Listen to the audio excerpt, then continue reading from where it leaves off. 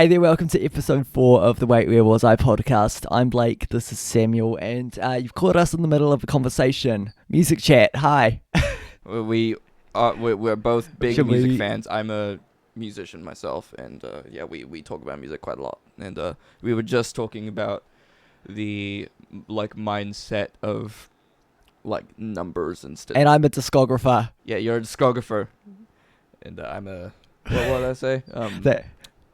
Oh God, it's my brand, Melomaniac. And I'm just Blake. A little Easter egg with my releases. The rights are under Melomanic Records, which is a made up label name that I came up with. I think I've actually Googled that in the past. I mean, who is this? I think it is an actual label someone else has used before.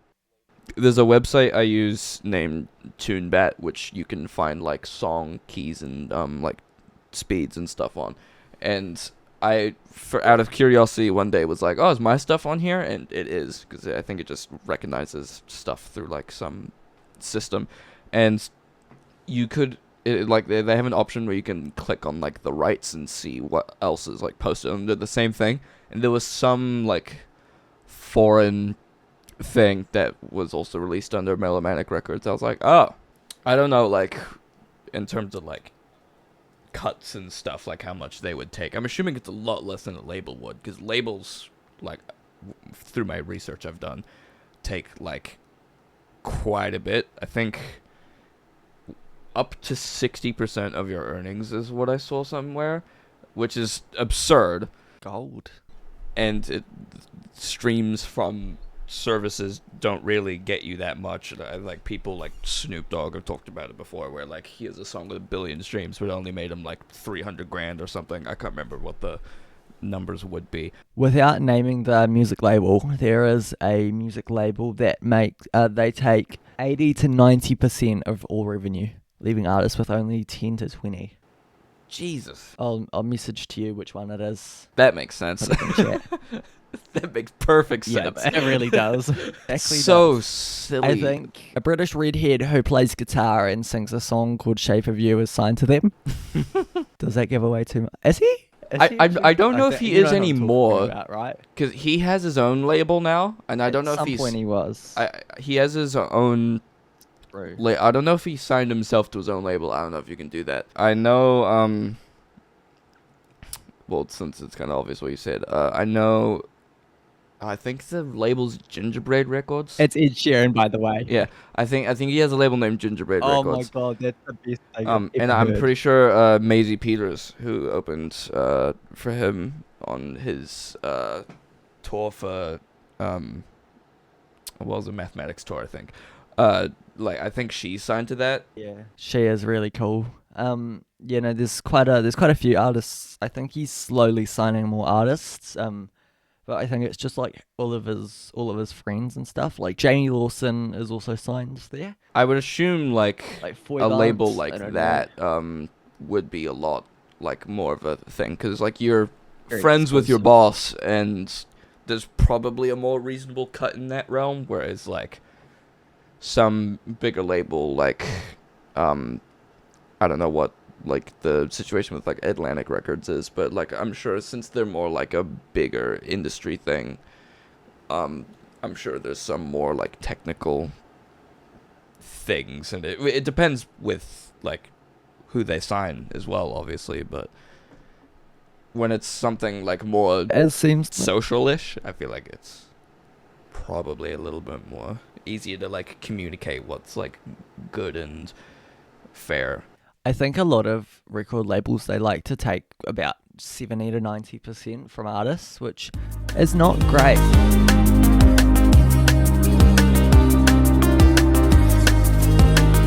Should we do song of the show? Sure.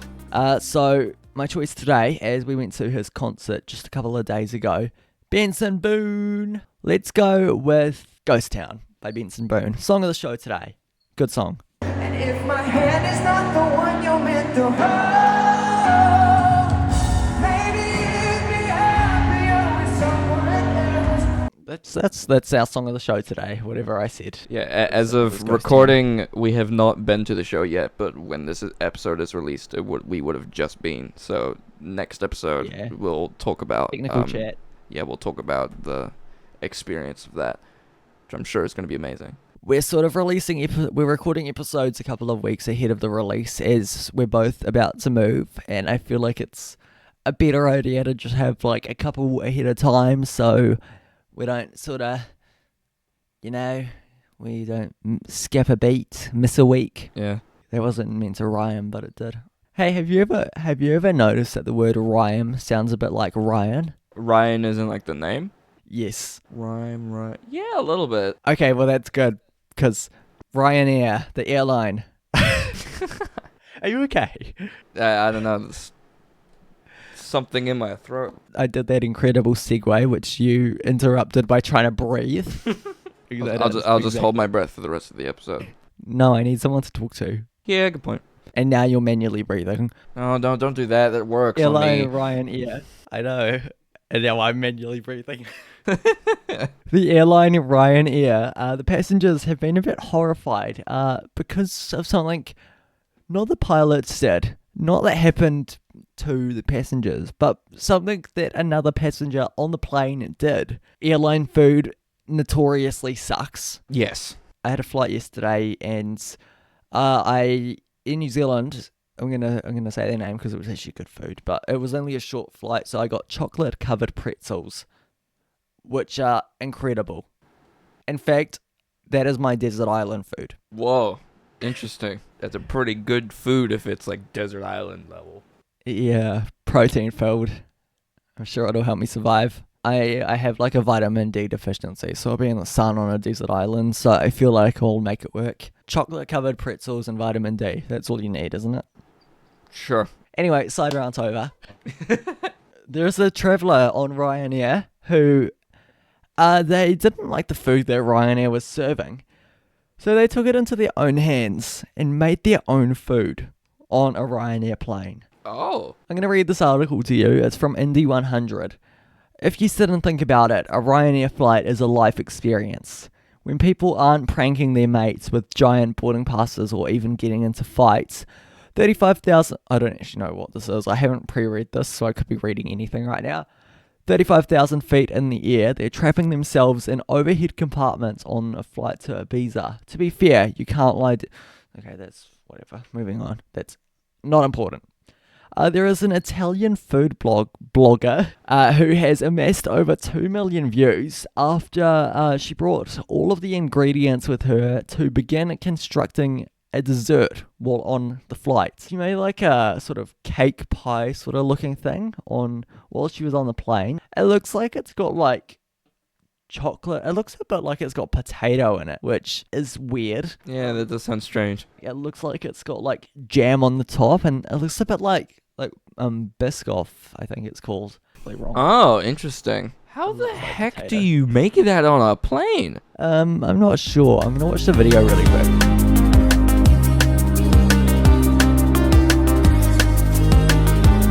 Not potato. Not potato? Okay. Not potato. So in the video, she can be seen following a traditional recipe to Italy, which includes crushing biscuits in a plastic bag, emptying them into a cake tin, and adding melted butter. So that is what it looks like. She's like added down at the bottom. That's what that like. We'll put the photo on screen if you haven't seen it. It's up on our socials too. It looks like she's got like melted biscuits and stuff. Do you sort of see that? Yeah, I can see the biscuit part of it now. That makes sense. Yeah, and then on top of it, which is not potato, like I initially thought, it's cream cheese. Oh. Cream cheese and biscuits. That's like a kingdom and a dragon. Wait, no, they kind of go well together. Yeah, I feel like a kingdom and a dragon was a bad example. Have you ever watched what's that dragon movie called? How to Train Your Dragon? Isn't that like revolved around like a castle or something? I don't know. It's in like a like medieval town type of thing. Yeah, let's just call that a castle. I think I only seen it like once when I was younger. I wasn't really a huge like How to Train Your Dragon kid. So it's got cream cheese in it, a whole tub of cream cheese to be exact, and a sachet of sugar on top of it, and then she has garnished the cake with... Actually, do you want to take a guess? I have no idea. Just say. Strawberry jam. Oh, okay. That makes more sense. Strawberry jam. I hate cream cheese and also strawberries. You don't like strawberries? So, despise them. Huh. Interesting. I do not eat berries. In terms of berries, I think strawberry is the only one I do actually eat. What about a banana? Banana? I'm not a huge banana person. That's not a berry, I don't think. Yes, it is. Is it?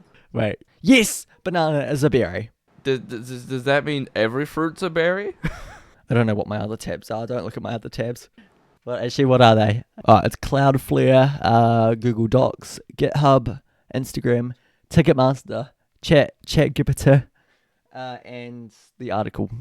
I have thousands of tabs open because I do so many different things. Close your tabs. Well, no, they're all Close tabs. your tabs. They're all tabs I use because I have like Close your tabs. I have excuses for all of them because there's SoundCloud and Bandcamp, which I release. I have to do my music releasing on there like separately to DistroKid. Are they categorized?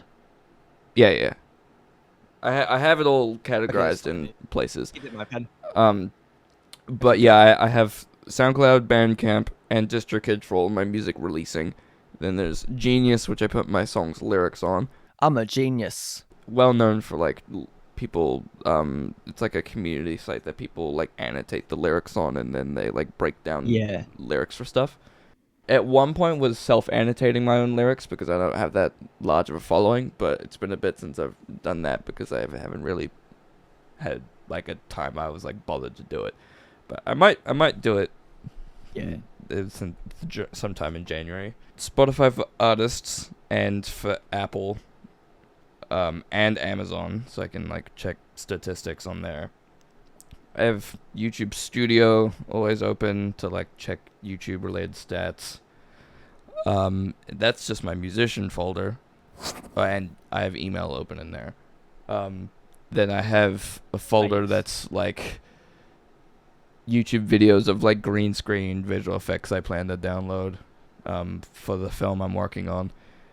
And then I have one other tab that's just like a YouTube video that I'm watching just for like entertainment. Fair enough. That's still a lot of tabs though. Yeah, but I do regularly go on them all. And I use Opera GX, so like my RAM does not have issues. Would you like to know how many tabs I have open? Sure. Just say yes. Okay, thank you. You know, if you don't say yes, I'm still gonna say it anyway. So you might as well say yes, so the podcast doesn't go from like me being like, how many tabs do I have open? And you're like, no, and I'm just like, okay, 12. Okay, 1, 2, 3, 4, 5, 6, 7, 8, 9, 10, 11, 12, 13, 14, 15. I have. It's too many tabs for my brain. 1, 2, 3, 4, 5, 6, 7, 8, 9, 10, 11, 12, 13, 14, 15, 16, 17, 18, 19, 20, 21, 22. I have 23 tabs open. Why? That's still lots of tabs. Yeah. Oh, I also have one that's guitar tab for like a song I want to learn. Oh, should I ramble about the cake cheese thing? Because I had statements around it, but then we had a tangent about tabs. So yeah, going back to the cake cheese. Yeah, going back to the cake cheese thing. Did the video show like where they made it? Because I'm assuming it wasn't in their seat. You assume wrong. It was in their seat? 'Twas. Okay, that's.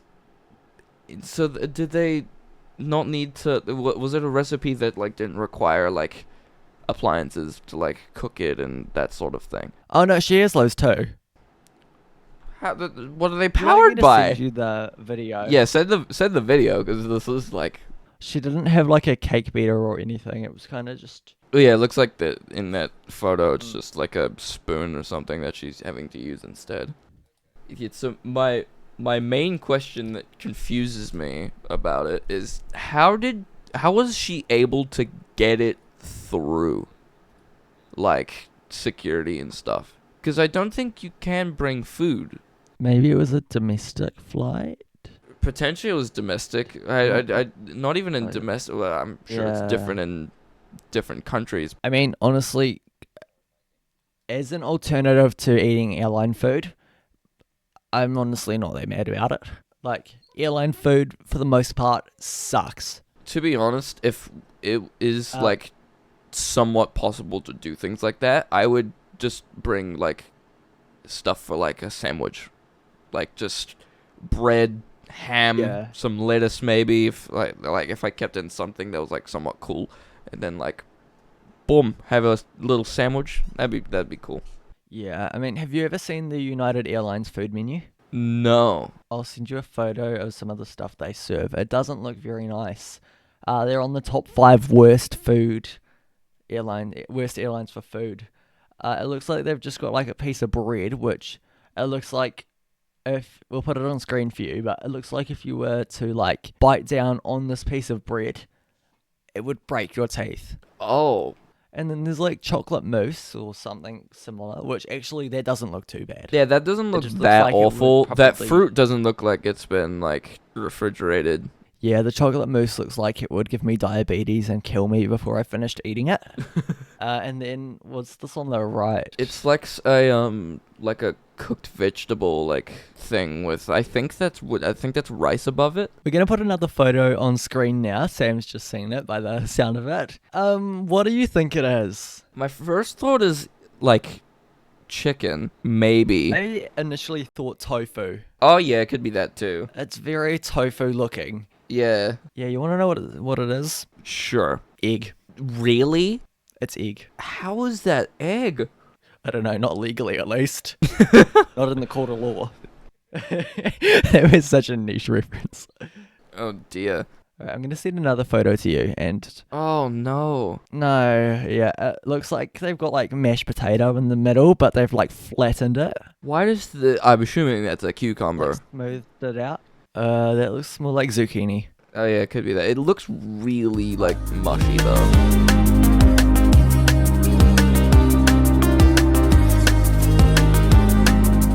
You wanna do the outro? I can try to do the outro. How about this? I'll sing while you do the outro. Well, what are you singing? Pink Pony Club. I'm gonna keep on dancing at the Pink Pony Club. That's too catchy for me to not sing as well. I guess I'm attempting to do this outro still. Normally Blake's our outro person, but I am also here. So thanks for listening to the Wait Where Was I podcast. This was our 4th episode, which I think we went on a pretty long tangent compared to normal. And I still think we had a good chat about airline food and the music industry and I'm gonna keep on dancing. Blake at singing. The Pink Pony Club. No, don't get distracted. New episodes every Monday. Next episode, I can't tell you what we're gonna talk about. Probably Benson Boone. Maybe some other crazy thing happening in the world. Who knows? In case you're unaware, there are 3 other episodes before this one, and you should listen to them all because we talk about some pretty absurd stuff. So I'm getting very distracted with Blake right now. Are you going to say bye, Blake, or are you just gonna sing us away? Oh, you done? Yeah. Oh, okay, bye.